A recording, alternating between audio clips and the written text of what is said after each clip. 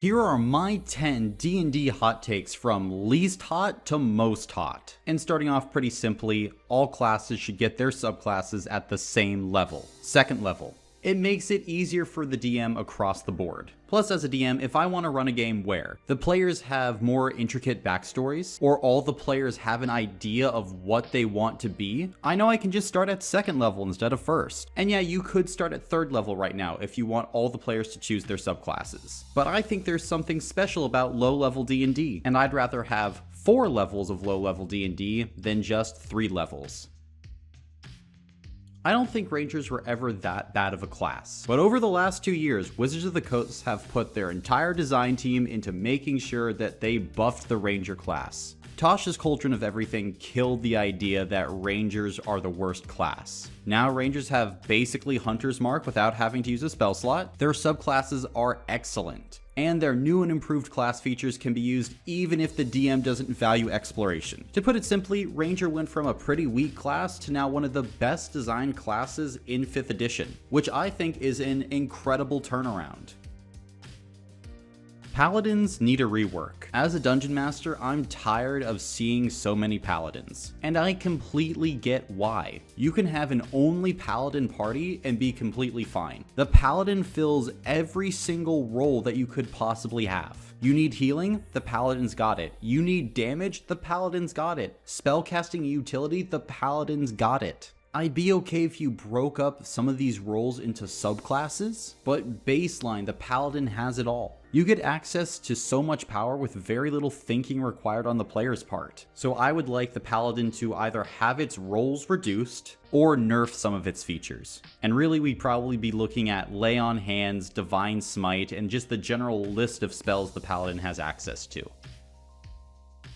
Wizards of the Coast needs to stop printing full 5e adventures and instead should be publishing campaign skeletons or outlines. Most people buying these campaigns are just harvesting them for parts. Go ahead and put your resources into other things, because there are so many good third-party developers writing these campaigns. I want the core Wizards design team to be focusing on new classes, new items, and new settings, because that's where the market demand is. Allow others to write these adventures. And this also pertains to source books with some adventures within them. I'm talking about Strixhaven and Journeys Through the Radiant Citadel. For instance, Journeys Through the Radiant Citadel would have been a better book if they had focused on settings, not the short adventures within the book. Part of the D&D renaissance comes from the creative outlet that D&D provides. Most dungeon masters want to create their own worlds and settings, so don't put out full adventures. Put out outlines or skeletons if you have to.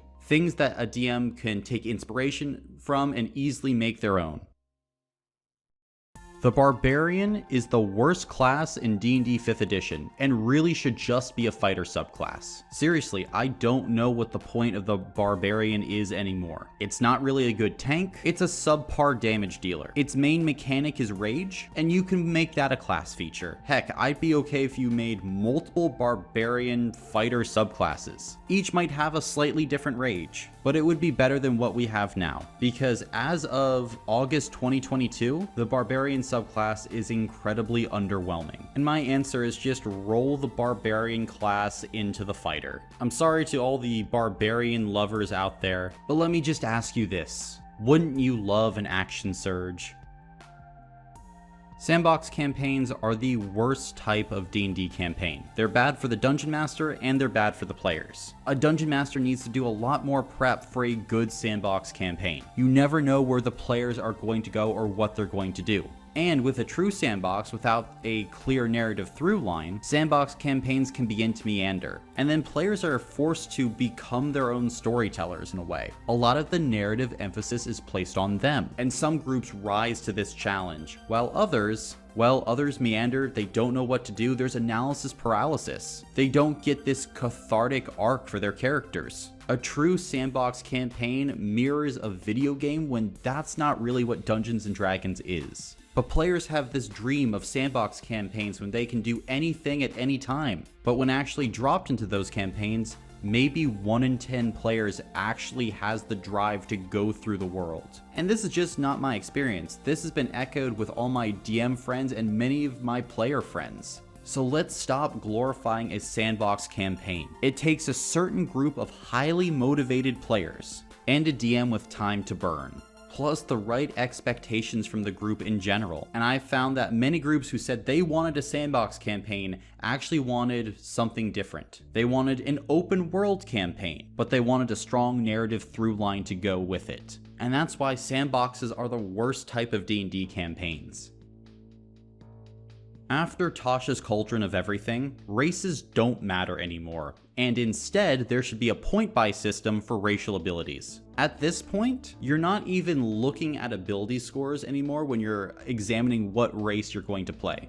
Dungeons & Dragons is entering a new era of this narrative freedom. Wizards of the Coast is no longer wanting to restrict players anymore. And so if we're doing away with locked-in racial ability scores, why not the racial features as well? It's a D&D world. There can be an elf with wings. Look, I'm okay with a dwarf having a turtle shell. Honestly, that seems a little bit more interesting. And of course, you'd have your race archetypes. If you wanted to play a standard dwarf, there would probably be a little section that would show you what a standard dwarf looked like, what ability scores and what racial features it would have. But otherwise, let the players choose. Let them use a point-buy system and cobble together what they think their elf is. If your halfling was raised by orcs, maybe it doesn't have halfling luck and instead has relentless endurance. And in a setting full of incredible magic, I think that's okay. Because at the end of the day, Wizards of the Coast has basically said that they don't want to restrict player creativity and freedom. And I agree with that. So let's just take it one step further.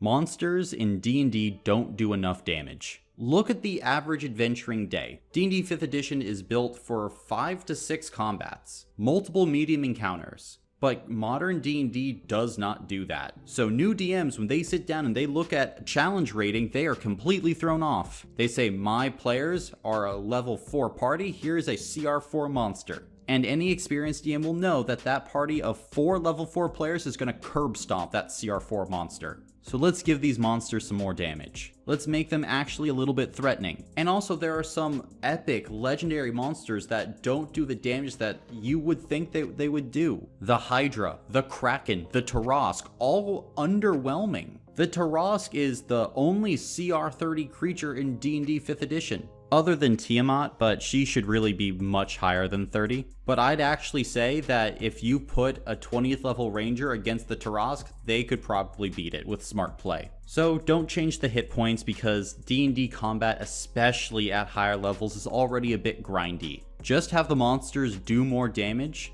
to up the difficulty in combat.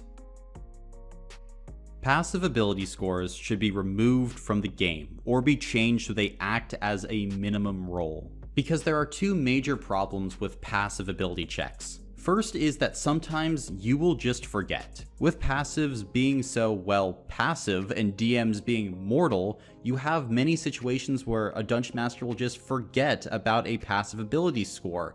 Take, for instance, if you have a player with a 19 passive perception, there will be times when your DM will absolutely forget that you have that 19 passive perception and you would have seen something. And that's not fun. But it also limits design space. Because if you just have this constant check, then you can have a player with a passive of 26 passive perception, and then they would just be finding everything, no rolls. It removes that design space. You want hidden traps or a hidden door? Good luck. That character is going to see them every single time. And you can home rule it and say, oh, it only applies to this circumstance, you actually have to roll. But in our hearts, don't we all know that it's for a mechanical purpose? That really, when we hear about a passive ability score, we think that I just have a flat 18 to my insight at all times. Right now, I think it is poorly designed. So what should we do? Well, the reliable talent class feature for rogues might offer some help.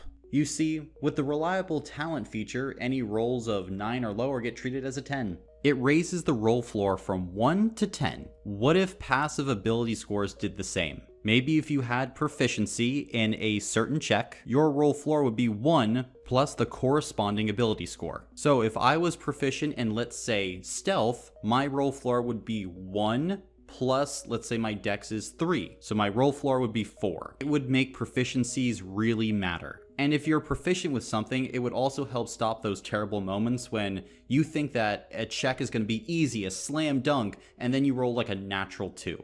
But whatever the case, I do believe that passive ability scores need to be changed or removed. They are just so much of a hassle right now. And now my spiciest hot take, spellcasters need their number of spell slots cut in half to actually balance for the amount of combats most groups run. Mages have too many spell slots. Because if you're expecting to run 6 combats in an adventuring day, that's never going to happen. And yeah, it starts to look like the mages are really outpacing other martials, or they're outpacing half-casters, or heck, warlocks. So let's bring the mages back into line. They have cantrips, so a mage will never fully be without their magic. But especially after a mage passes 5th level, it feels like they have more than enough firepower at any given time. They're never running out of spell slots. And that should be the main balancing factor. So literally, if a 7th level wizard has 4 1st level spell slots, they instead have 2 1st level spell slots. Obviously, if they only have 1 3rd level slot, then they just keep that 1 3rd level slot. You still have your reality bending powers, you just have to manage resources like every other class. But what do you think of these hot takes? Do you have any of your own? Leave your answers in the comments below. And if you want to hear about what I think the ideal D&D party is, check out this video right here. And thank you for entering the dungeon.